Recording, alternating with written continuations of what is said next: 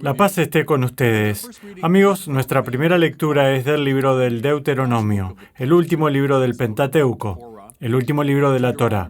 Deuteronomio viene de Deuteros Nomos, quiere decir segunda ley.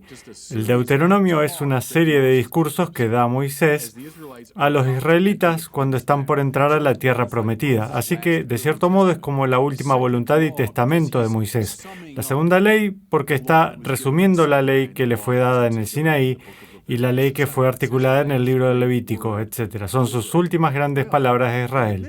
Bueno, en medio de uno de estos discursos, registrado aquí en el capítulo 18, tenemos un pasaje que es extremadamente interesante y un poquito extraño.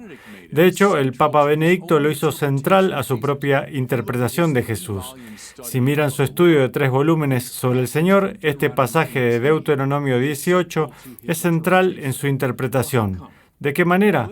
Bueno, déjenme leerles el pasaje clave. El Señor Dios, habla a Moisés ahora, hará surgir en medio de ustedes, entre sus hermanos, un profeta como yo. A él lo escucharán. Ahora, ¿por qué digo que es un pasaje peculiar? Bueno, aquí el que habla es Moisés. Moisés, el personaje más grande del Antiguo Testamento. Moisés, a quien Dios habló desde la zarza ardiente. Moisés, a quien se le dio la orden de liberar al pueblo de Israel. Moisés, que guió a la nación a través del desierto hasta el monte Sinaí. Moisés, quien recibió de Dios mismo los 10 mandamientos. Moisés, a quien se le da acceso a Dios de un modo que no tenía precedentes en la tradición bíblica, viendo a Dios cara a cara, hablando con él como con un amigo. Moisés, que es la autoridad más grande dentro de Israel. Si Dios le da la Torá a Moisés, entonces Moisés es aquel de quien deriva la autoridad. Así que si eres un escriba, eres un maestro, eres un rabino dentro de la tradición israelita, estás finalmente apelando a la gran autoridad de Moisés. A veces escuchan la frase en la Biblia, Dios y Moisés. Bueno, así es como lo veían. Dios es Dios, pero luego la autoridad suprema insuperable dentro de Israel es Moisés. ¿Saben lo que diría un rabino? Es, bueno, lo recibí de mi maestro, el rabino tal y tal. ¿Quién lo recibió de su maestro, el rabino tal y tal? Y para atrás, atrás, atrás, hasta lo recibimos finalmente de la Torá, que fue dada a Moisés por Dios. De acuerdo. Así que es Moisés el que dice que Dios hará surgir un profeta como yo, y a él lo escucharán. ¿Pueden ver qué extraño es esto? ¿Por qué Moisés simplemente no habrá dicho, miren, escúchenme a mí a lo largo y ancho de los tiempos y estarán bien? Dios me dio la ley, se las estoy dando a ustedes, así que escúchenme. Soy la autoridad suprema y estarán bien. Bueno, aquí él dice, está por venir alguien más grande que yo, porque Moisés mismo dice, a él lo escucharán. ¿Ven lo que esto generó? Es que presentó algo, lo pondré primero negativamente, de algún modo desestabilizante para Israel, porque ellos se dieron cuenta, bueno, me imagino que ha de venir alguien más grande, incluso aunque reverenciamos completamente a Moisés, parece haber alguien más que ha de venir. Cada vez que surgió uno de los profetas, Isaías, Jeremías, Ezequiel, Daniel, Zacarías, Oseas, la gente debió pensar, oh, tal vez sea él, tal vez sea aquel del que habló Moisés. Pero eso sí, el libro del Deuteronomio fue escrito alrededor del año, tal vez en el 500 a.C., cuando fue compilado finalmente. Todos esos personajes habían ido y venido y aún así todavía encontramos aquí esta predicción. Alguien más grande que yo ha de venir al que deberían escuchar. De acuerdo, la razón por la que la Iglesia nos da esta lectura del Deuteronomio es que solo bajo ese contexto podemos comprender verdaderamente qué está sucediendo en el famoso pasaje del Evangelio de Marcos. Así es que vemos ahora a Jesús en la sinagoga. Y está haciendo lo que la gente, lo que los rabinos hubieran hecho en la sinagoga. Está comentando sobre las Escrituras. Y nuevamente el estilo debería haber sido, bueno, soy un rabí, soy un maestro, y he aprendido de mi maestro, y de su maestro, y de su maestro, hacia atrás, atrás, atrás, todo el recorrido hasta Moisés, y así que el estilo hubiera sido apelar a Moisés. Pero Jesús está obviamente predicando de un modo diferente. Porque escuchen lo que oímos. Los oyentes quedaron asombrados de sus palabras. Diríamos, ¿por qué? ¿Porque estaba enseñando algo nuevo? Realmente no. No es tanto el contenido de su enseñanza. Escuchen, pues enseñaba como quien tiene autoridad y no como los escribas. Los escribas nuevamente enseñaban de esta manera, apelando hacia atrás, atrás, atrás, finalmente hasta Moisés, la autoridad suprema. Están notando algo diferente en Jesús. No está enseñando de esa manera, sino que está proclamando su propia autoridad. Aquí es interesante la palabra en griego para autoridad. Es exousia. Usía significa algo como esencia. Desde. Jesús está predicando desde su propia esencia.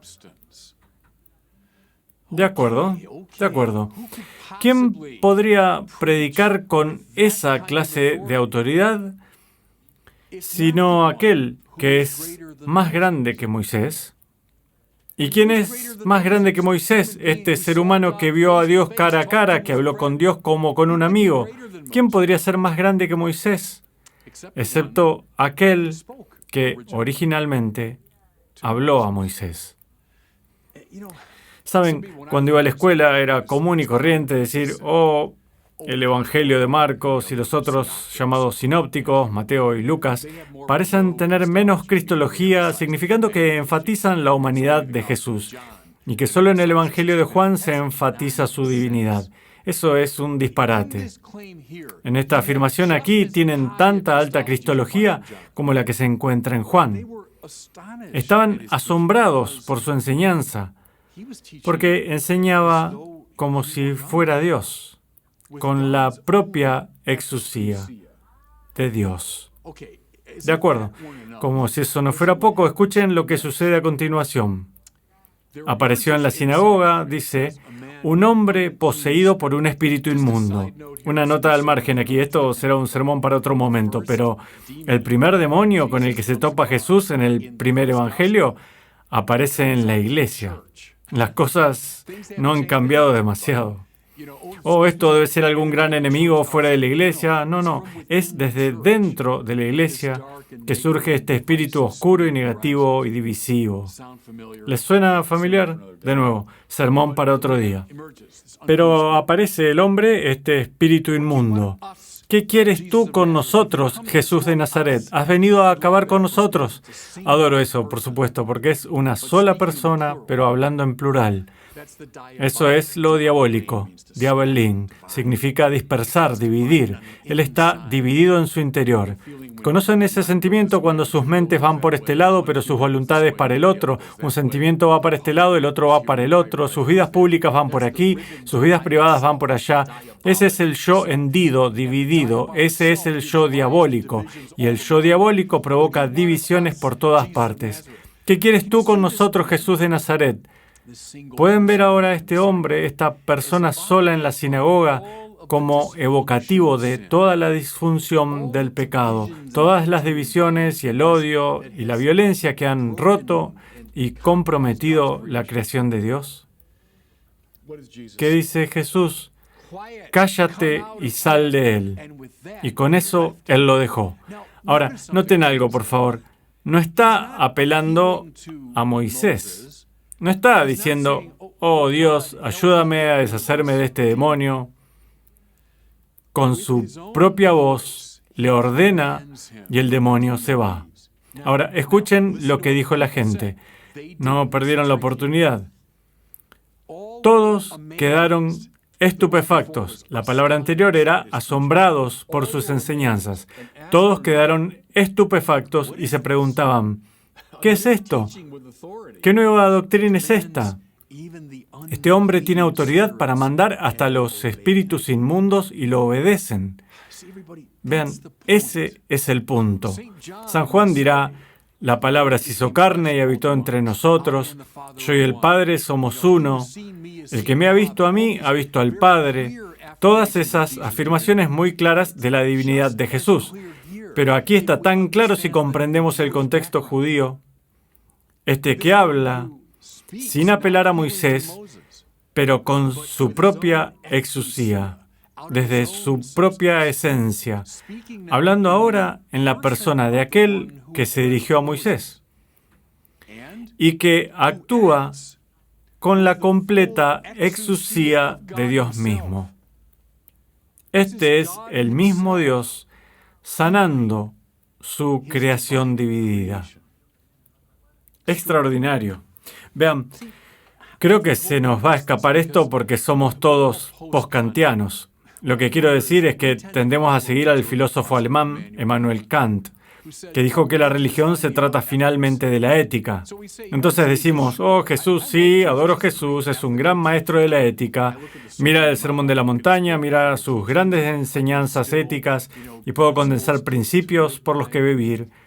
Lean la Biblia de Thomas Jefferson, que ha eliminado todas las referencias sobrenaturales y que solo se queda con Jesús como un maestro de lo moral. Sí, nos sentimos muy cómodos con eso. Y ciertamente aún pueden condensar enseñanzas morales de Jesús. Por supuesto, pueden hacerlo. Él fue un maestro de lo moral. Pero eso no es el interés primario de los autores bíblicos. Ellos están interesados en contarles quién es Él. Este personaje extraño, más grande que el mismo Moisés. Están interesados en comunicarnos que este Jesús es Dios. Y eso implica una elección, porque si Jesús es solamente un maestro de la moral, bien puedo decir, sí, eso es interesante, pero también lo son los sufis místicos y los sabios budistas, y rescato un montón de conocimiento de personajes seculares, y Jesús se convierte en un maestro entre muchos otros. Pero si Él es aquel, escuchen esto, que predijo Moisés, el profeta aún más grande que Moisés, entonces efectivamente, como dijo Moisés, debemos escucharlo. Es la divinidad de Jesús, revelada en la exusía, la autoridad por la que habla y actúa, la que debemos ver. Porque de aceptar este Jesús, el profeta más grande que el mismo Moisés, es de lo que finalmente se trata el cristianismo. Y Dios los bendiga. Muchas gracias por mirar este video. Si les gustó, los animo a compartirlo y a suscribirse a mi canal de YouTube.